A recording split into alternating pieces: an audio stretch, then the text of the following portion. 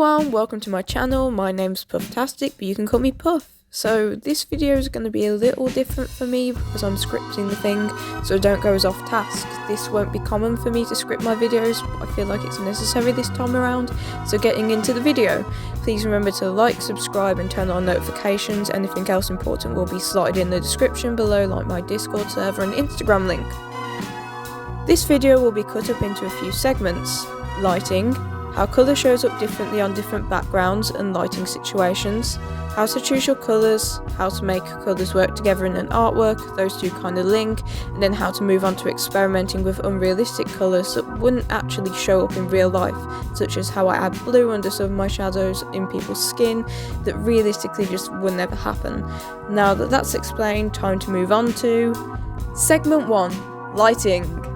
Establishing a light source or a lack of a light source is key to working out the direction a piece is going in. For example, in my Raiden Shogun drawing, in the background, the light source is present in the top left of the illustration, meaning most things facing towards the corner will be lit up.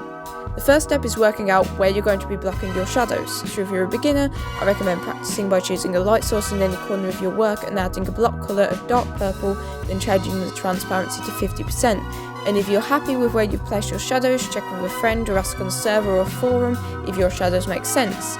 I say this because making sure you know where your shadows go in the first place is a vital step to making your piece look appealing and helps you establish easier where your lighting is going to be placed. For example, take a look at what I'm working on in the background. Raiden's face is half illuminated and half shadowed. In the shadow part of her face under the eye is what's called Rembrandt lighting, or the Rembrandt triangle. This is a photography term which represents a lack of shadow that forms on part of the cheek, which allows for the artwork you're producing to feel more dramatic, but also remain natural. Why is this important? Well, it helps to make your work feel more professional and also more visually interesting and add some dynamics to your piece. It also allows you to challenge yourself with your use of colours, so you have a better grasp of different visual techniques, and also allows you to have a pretty portfolio. If lighting is not a massive part of your piece you are working on, such as if you haven't actually established a light source in a specific corner or in the background of your piece or whatever, it still remains important. This is because we naturally have shadows that occur when parts of our body are blocking other parts' access to light, such as arms going across your chest. The area under that arm will be blocked off with a shadow because the arm is preventing light from reaching that area. Segment 2. Colours can be deceiving. Now that the basics of light is out the way, the next segment is all to do with building on from our knowledge of lighting and how different colours show up on different backgrounds.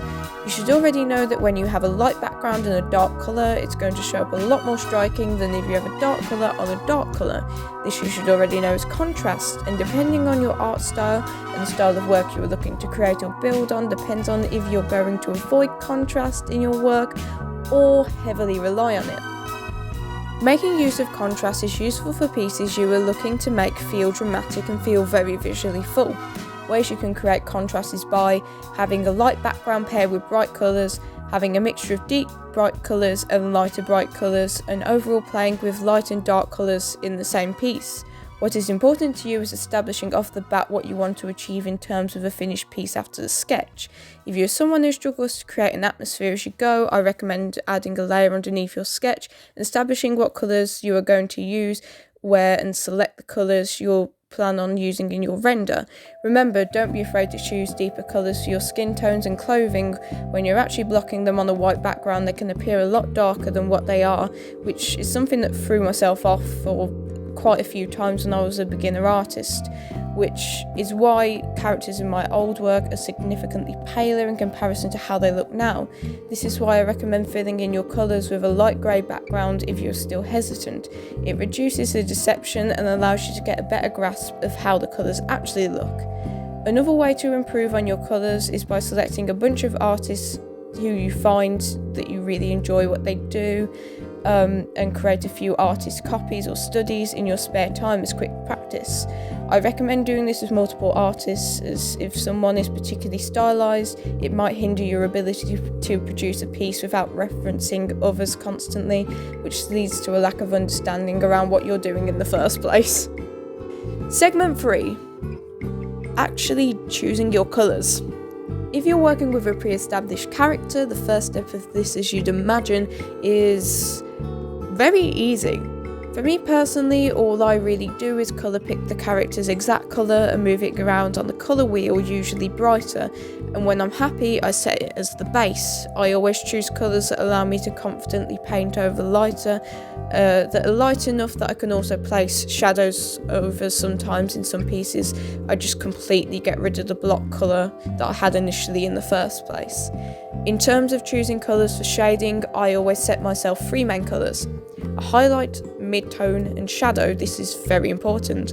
When picking these colours for highlights, always move your little navigation bar clockwise, then the circle/triangle part upwards and move to the left of your colour wheel. Now that's really confusing to hear, so I'm going to do a visual demonstration recorded beautifully on my phone for those of you who didn't understand a word of what I just said. Okay, so I found the layer, and as you can see here, the base colour that I've used there is very much darker than some of the shadows that I've gone over here. So if I just minimise that again and I colour pick it on the wheel here, and then I move this is what I mean. So what I've done in this piece is I've moved across slightly here, and then I've gone up in this direction, and then I've placed it on here. Now that's not exactly accurate to that colour, so I'm going to move that across again, and then I'm going to move it back up and see whether that's... Okay, that's a bit closer, but as you can see... Oh, go away. As you can see, the contrast between this... It's out of focus. This here and that there is very different, and all I've done is I've moved across on the colour wheel with this slider thing here and moved up, and then for the opposite effect you literally go down like that and then go down. I always recommend, for me personally, I always stay with the round here kind of colours. I never really go down here with the murky colours. I don't like working with murky colours. You can see a lot of my colours are very bright. You can see it with this one that I'm working on at the moment. I don't really like her arm, but I'm gonna work on it. See, with this I am going to eventually make it lighter in places, and then I'm also probably going to use a shade of dark blue to shade it, because black and dark blue go together. As you can see here, it's quite a good highlight. And what I've done with her eyes is I have used multiple different greens. So as you can see here, this is more of a I don't know what I call that actually. I'm not very good with colour names, but I've gone a bit into the green here, and then I've also gone into the blues, and that has allowed me to have quite a bright kind of eye, and it's what a lot of people say makes my art look edible. So if you want my secrets as to how I make my art look edible, then that's my secrets. Okay, I'll be going back to the script now.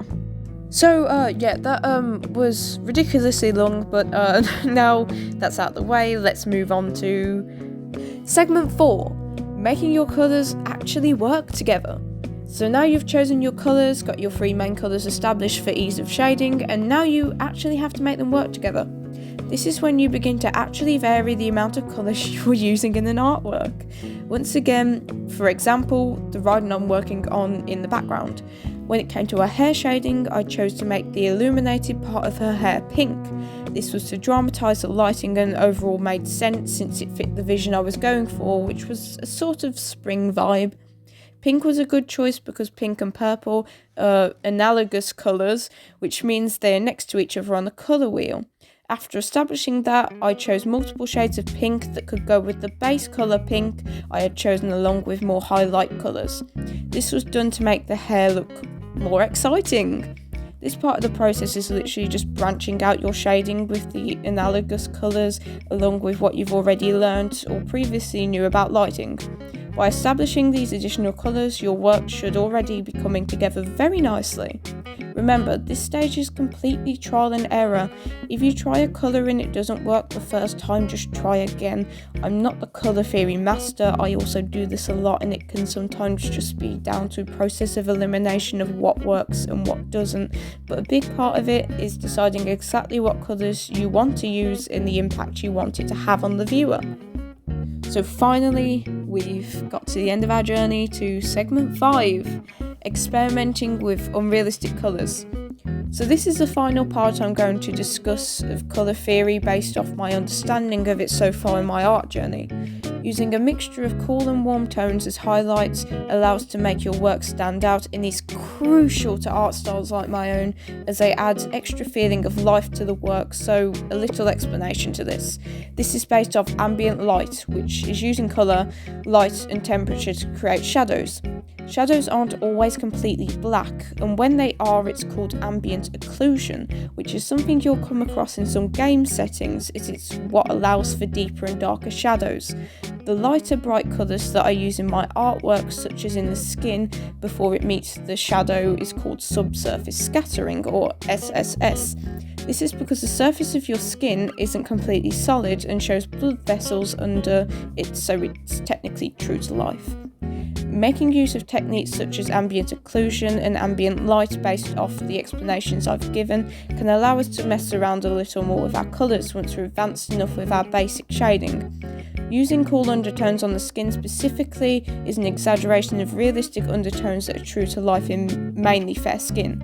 Using cool undertones also works with darker skin, but darker skin often works better with warm undertones due to the pigment difference. So this is important to take note of. I often find that using light blues for very bright highlights has more of an effect than using white as a filler, so it stands out more. Always stick to utilising a mixture of ambient occlusion and ambient light when shading any of your works. It's simple once you get the hang of it, and it can really boost the appeal and dynamics of your work's overall look and feel. Thanks for listening to all of this. It really racked my brain, and to try and remember and compile and regurgitate this into something that hopefully is comprehensible. If you got this far, then I really thank you, and you might as well subscribe, if you're not already. I'll be back in like 2 weeks to a month or something with some commentary over my artwork, maybe some stories. I'm not really sure what to do in this channel at the moment, but I'm just thinking of creating a few tutorials, because I get asked a lot about my colours and how to do it, and you can take anything away from this, and actually, if you can actually improve from this, then it's my job done. To keep updated with my work, there's my Instagram. If you don't use Instagram, there's always Discord. I'm active on it all the time. Let me know if you enjoyed this below, and feel free to add anything I missed or got wrong or messed up. Please make sure to comment. If you comment, please make sure it's actually useful for me, because if you make a comment towards me that is just a hate comment, it's not very useful for me to improve. So just make sure that everything you're commenting is useful, something that I can actually take away from, and I think that should be everything, and this script took me about 2 hours to write, so I'd really appreciate a thumbs up, and I'll see you next time. Goodbye.